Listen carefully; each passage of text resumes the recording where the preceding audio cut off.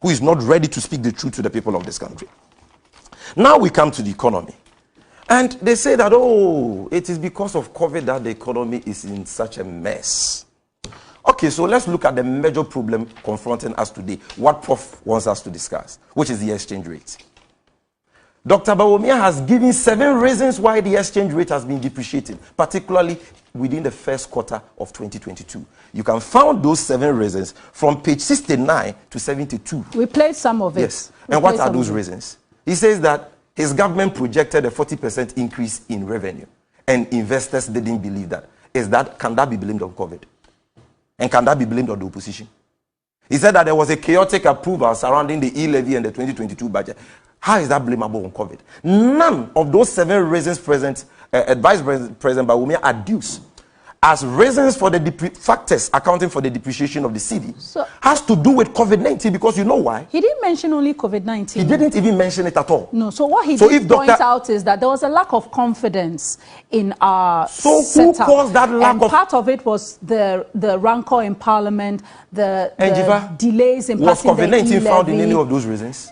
No. So why is Dr. Koboy and Professor Moto seeking to blame the alarming depreciation of the cedi on COVID? No, they just pointed that as one of the reasons, and it's that one is of the. In fact, if you are going to check factors that have accounted for the hardships we are experiencing today, the depreciation of the cedi is number 1. Then before you even come to fuel prices, spiraling fuel prices, and I'm saying that with that from the horse's own mouth, Dr. Bawumia says COVID has got nothing to do with the depreciation of the cedi, because COVID rather helped the cedi to gain stability. In 2016, when we were leaving office, the cedi depreciated by 9.6%. They called us incompetent. 9.6% depreciation. In 2017, because of the 2 additional oil fields that we had brought on board, that they knew next to nothing about, we had more forests coming in. The cedi depreciated by 4.7%. You can write this. They are all contained in Bawumia's speech. Then in 2018, before COVID, the cedi depreciated by 8.4%, almost double the depreciation in 2017. Then by 2019, when their so-called good economic policies had kicked in, the cedi depreciated by 12.9%. Double-digit depreciation. To the extent that this government set up a committee, a 17-member committee. My good brother Franklin Kujo was a member, if you recall, to investigate reasons why the cedi was depreciating. COVID had not been recorded because our first 2 cases of COVID was recorded on the 12th of March 2020. Yet in 2019, the cedi had so depreciated by 12.9% that you are set up an economy to investigate that. And you want to blame the depreciation of the cedi on COVID-19? When COVID struck, because there was low demand for dollar, the trade systems of the world had been disrupted. The cedi depreciated in 2020 by 3.9%. It made gains against the dollar. COVID helped you stabilize the cedi. 3.9%. Then in 2021, it depreciated by 4.1%. Now, COVID subsides. Economic activity is booming again. People are importing. Because you have destroyed the economy and you have increased your debt to unsustainable levels. That is really the problem, the debt. Increase it from 120 billion to almost 400 billion. Meaning you borrowed than all governments put together from Kwame Nkrumah to President Mahama. And yet you don't have 1 secondary school to show for it. You don't have 1 hospital that you have built and completed to show for it. No productive investments that have created jobs. Okay, so and yet, and because you've had that unsustainable debt, and the highest budget deficit recorded under this Fourth Republic, a budget deficit of 15.7%, rebased budget deficit of 15.7%, because of your recklessness, sovereign rating agencies like Fitch and Moody's begin to downgrade you to B- and CAA1, meaning that your economy is now a junk economy. Okay. Worse than, that is the worst ever rating of Ghana under that index. We are well aware of that. So your point is that but just I'm not speaking to Jifa. No, Jifa, I have a lot to say, please. Oh, no, just spoke for a long time. Jifa, you come back so that I can let Dr. Okoboy at least let me conclude on the COVID part. On the COVID part. Quickly, so because of that, because of the downgrade and dampen investor confidence, investors begin to pull out. What is called capital inflow reversals. They are taking their monies away. And you can't also go and borrow dollars on the capital bond market because nobody is ready to borrow you money. Now the yield on our bonds Whereas it was around 7-8% under John Mahama, it's now 21%. Our economy is a collapsed economy, junk economy. Nobody wants to borrow you money. So you don't have dollars to show up the city. Your city is depreciating. What has COVID got to do with that? On COVID-19, number one. Even before COVID, I've shown you that the city was depreciating at 12.9%. Our deficit was 7.5%, not 4.5% as Bawumia said. Yet Professor Mauto is that the average? I think that's the average he tried to give. No. He says that in because you see, they were presenting cooked deficit figures to us. But when they went to the IMF for that $1 billion rapid credit facility, they presented the correct figures. And in those figures, the budget deficit for Ghana for 2019 was 7.2%. It was not the 4.5% they had reported to us. So this was a clear vindication. And Bawumia is still using the old cooked figures that we said they were wrong, and that the IMF has vindicated us that indeed they were wrong to do his analysis. I am saying that your debt to GDP even before COVID was 65%. But even with this COVID, how much has this government spent on COVID? Doc says, if anybody says that COVID has not affected the economy, it's not true. Well, the president in the State of the Nation address says that government has spent 17.7 billion on COVID. A lie? Yes. Then Bawumia, who Prof is relying on his figures, says it is not 17.7 billion. President Akufo-Addo lied in Suna. It is 8.1, page 29. Prof, you can take a look. So which is which? Yet, because of COVID, they have had $6 billion to manage that crisis. Which government has had $6 billion to manage any crisis?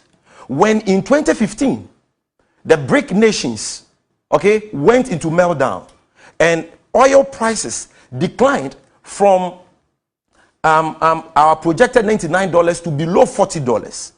That even our FPSO in Nkrumah was damaged because the turret bearing was spoiled. And that year, growth for oil and gas was negative 15.6%. It affected this economy. Did we get anybody giving us $6 billion? The IMF has given you $2 billion, World Bank $600 million, and all that you've wasted. And according to the IMF country director to Ghana, Okoboy says, no economist will tell you that COVID has not affected the economy. This is Mr. Laporte. He's not Sammy Gyamfi. He's not the member of the NDC. He says that even before COVID, our economy was on the way, was already in the danger zone. Okay, so can I pause you? Can I pause you? Just two last points on COVID. No, I can't allow two last points because I've given you more than enough time. We'll come back. No, on COVID. Let Dr. Okoboy at least respond to some of the issues you've raised. On COVID, just on COVID. You have 2 minutes for that, and I'm timing it, please, because we also have a break. Thank you very much. So please, I've allowed you. Then we need to also make the point that Ghana is not an island. Many countries experience COVID. With COVID, Côte d'Ivoire recorded a growth of 2%. We did 0.4%. Benin recorded a growth of 3.8%. We did 0.4%. Senegal 1.5%. We did 0.4%. Guinea recorded a growth of 7%. We did 0.4%. Deficit, because we were reckless, we recorded a deficit of 15.7%. Côte d'Ivoire recorded a deficit of 5.5%. Senegal 6.3%, Benin 4.7%, Burkina 5.6%, Guinea 2.8%, Ghana, because of Sikedie Basa 15.7%.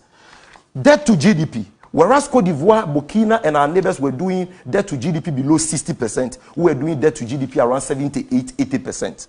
So other countries have experienced COVID, yet have better economic matrices relative to their deficits, their debt position, the depreciation of their city. Look, the CFA is not depreciating like the Ghana cedi. It's pegged to the euro. You can't compare currencies. So we should compare to which one? No, but Bawumia compared us to US. Okay, but I'm just saying that francophones are in a different basket. Okay, so Nigeria. And I don't want Nigeria.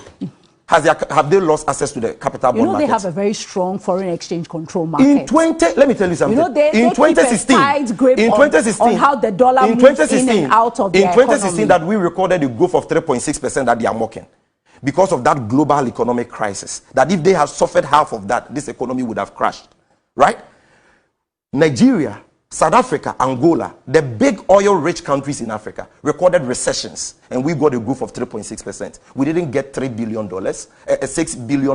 from IMF World Bank. We didn't have 3 oil fields. You have 3 oil fields. You've been giving $6 billion to manage a crisis. Other countries with less resources have done far better. And you want to make COVID an excuse for your own failings. So, Dr. Okonkwo, what is the meaning of that? Your thoughts now. So, you can address all the issues. I'll try hard not to disturb or interrupt you. Thank you very much. So, first of all, Sammy says that Dr. Bawumia used cooked figures. It's intentional. It's to try and discredit the man. But it is not by accident or for no reason that the whole of Ghana wanted to listen to him. It's not Sammy that will speak to the prowess of the man. Now, guess what? Dr. Bawumia went for the figures from an international organization. It was deliberate. Jiva, if he had used Ghana Statistical Service, although I believe in their figures, maybe you say that because a state institution, someone influenced their figures. Here you are. He has given you World Bank, Space 62. World Bank figures you show